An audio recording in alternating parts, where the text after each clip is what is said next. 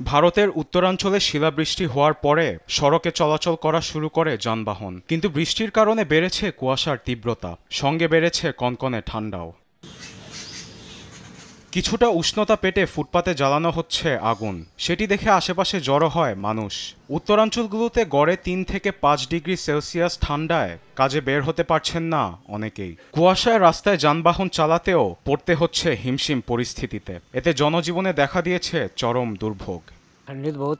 মাঝে 3 দিন ধরে দিনরাত শিলাবৃষ্টি পড়েছে। এরপর ঠান্ডা আরও ভীষণভাবে বেড়ে যায়, যার জন্য সব কাজ বন্ধ হয়ে গেছে।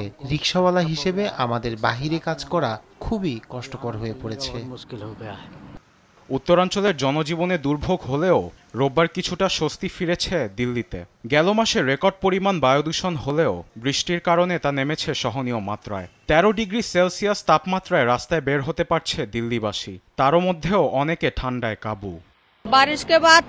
বৃষ্টির পর ঠান্ডা বাড়লেও বায়ুদূষণ অনেকটাই কমেছে দিল্লিতে। पॉल्यूशन भी खत्म हो गया है ऑलमोस्ट। ঠান্ডার তীব্রতার কারণে শিশুরা সবচেয়ে ভুক্তভোগী। এমন পরিস্থিতিতে ঠান্ডা আরও বাড়তে পারে বলে আশঙ্কা করছে আবহাওয়াবিদরা। আরবেদ আফসার, নিউজ ডেস্ক, দেশ টিভি।